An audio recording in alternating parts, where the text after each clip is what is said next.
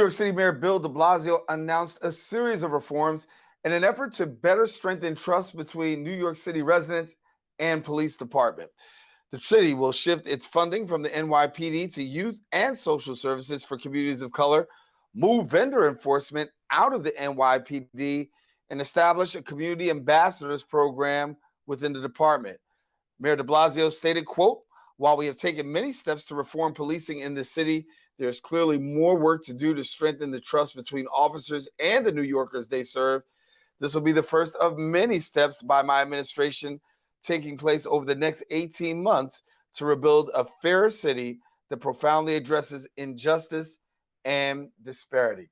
The mayor also announced Corporation Counsel Jim Johnson and also Margaret Garnett will be conducting an independent review into the protests and the NYPD response. The goal is to ensure responsibility as well as accountability for both officers and protesters who acted inappropriately during the protests and help deepen the trust between community as well as police. In other news, the members of the Black, Latino, Hispanic, and Asian caucus recently held a rally discussing police reform. Our Bronx reporter Stephen Powell was there and brings us the story right now. Protests in New York City and the rest of the country have intensified, and protesters are demanding justice for George Floyd, a 46-year-old black man who was killed when a Minnesota police officer knelt on the handcuffed Floyd's neck for over 8 minutes while he pleaded for air.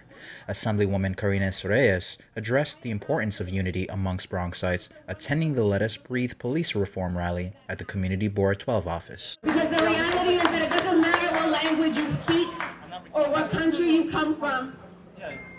When you're brown or you're black, they kill you just the same. Members of the Black, Puerto Rican, Hispanic, and Asian Legislative Caucus, also known as BPHA Legislative Caucus, organized a rally to lead the charge for changes in law enforcement's policing of communities of color through legislation that emphasizes accountability for officers. It's to repeal Section 58 of the Civil Rights Law, which serves as essentially a shield to all disciplinary records for police officers. Those who are in the community deserve to know who's policing them.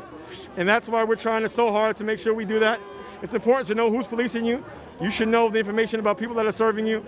And that's why it's critical that we do something about this. Assemblywoman Reyes also announced the New York for All Act, which prevents Immigration and Customs Enforcement, ICE, from diverting resources and personnel to further immigration enforcement, and pushed for the demilitarization of police by disenrolling New York State from the 1033 federal excess properties. People in our community should not be afraid to seek help based on the fact that they're undocumented. And this bill would seek to do that.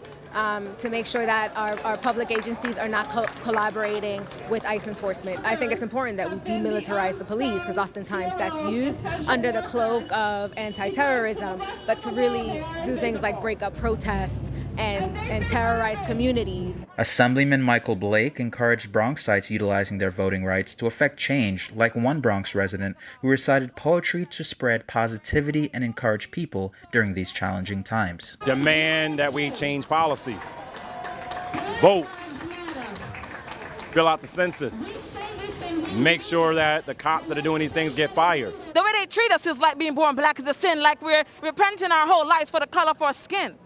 I just want to love black, buy black, and see black win. The New York State Black, Puerto Rican, Hispanic, and Asian Legislative Caucus currently exists as a 62-member body of state legislators representing a quarter of residents across the state of New York from Long Island, the metro New York City area, and upstate. If you'd like to learn more about them, please visit them on Instagram at BPHA Caucus or visit their website listed below. Reporting for BronxNet, Stephen Powell. And thank you, Stephen. That's all the time we have for our Bronx updates. Stay with us. We have more open coming up right after this.